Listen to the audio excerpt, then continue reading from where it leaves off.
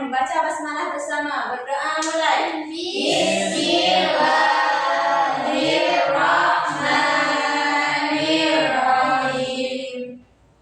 Oke anak-anak, hari ini kita akan belajar bersama terkait dengan tayamum, yaitu mengganti wudhu ketika tidak ada air. Oke, memperhatikan gambar tersebut. Nah, di gambar ini apa yang lakukan?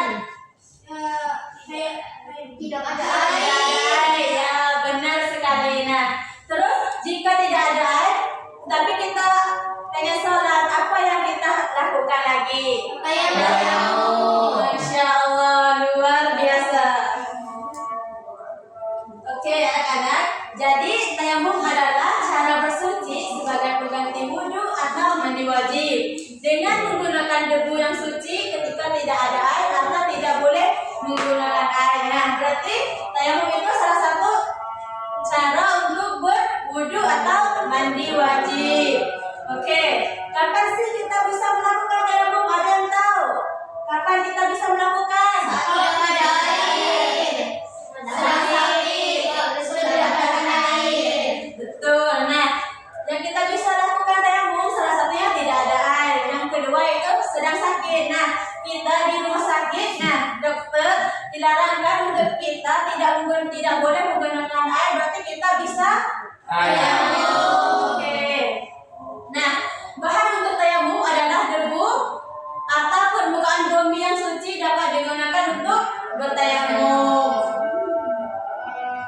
Oke, selanjutnya yaitu tata cara tayamum.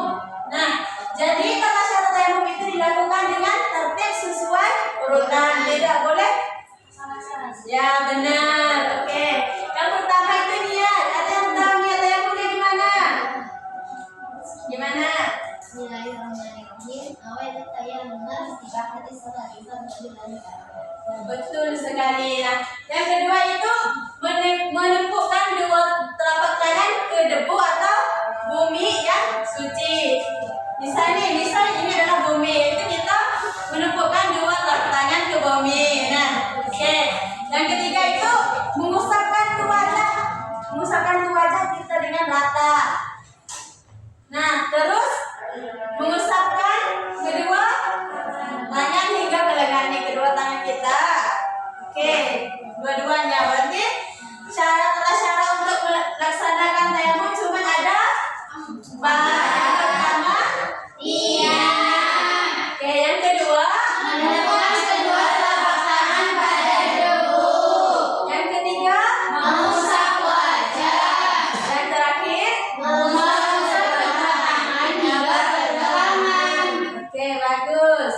Nah, untuk selanjutnya yaitu hal-hal yang membatalkan tayamum. Ada siapa tahu? Apa aja yang bisa membatalkan tayamum? Buang air kecil. Terus? Buang angin. Betul. Tidur lelap. Tidak Oke, berarti semua hal yang membatalkan wudhu itu juga bisa membatalkan tayamum.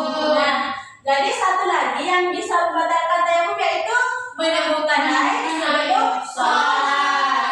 Misalnya nih, kita sudah tayamum, tapi tiba-tiba kita menemukan air, berarti tayamum itu otomatis batal. Betul sekali.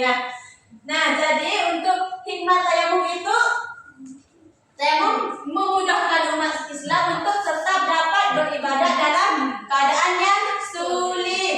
Nah, yang kedua itu menunjukkan kasih sayang kepada Allah yang memberikan keringanan kepada hambanya. Oke. Nah, jadi ada siapa yang masih ingat tadi hal yang bisa membatalkan tayamum apa saja? ada air. Buang air kecil, ada air. Terus? Nah, terus? Nah, betul. Terus tata cara melaksanakan tayamum. Ada berapa tadi? 4. Iya. Menempukkan debu. Oke, terus? Usap wajah. Terus usap kedua tangan. Oke.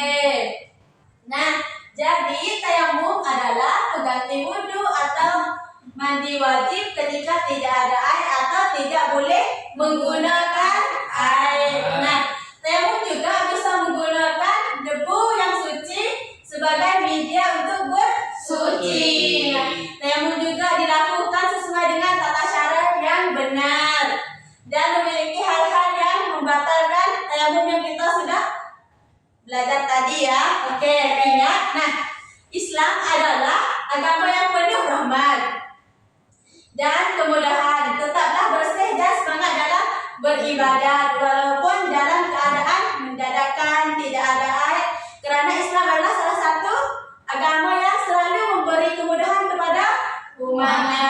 Kalau tidak ada air, kita bisa melakukan tayamum. Kalau tidak dalam perjalanan, kita bisa melakukan jamak dan puasa. Oke, mungkin cukup sekian pembelajaran hari ini. Semoga ilmu yang kita sudah pelajari pada hari ini bisa bermanfaat dalam kita menggunakan dalam hidup. Mari kita tutup dengan membaca hamdalah bersama. Berdoa mulai.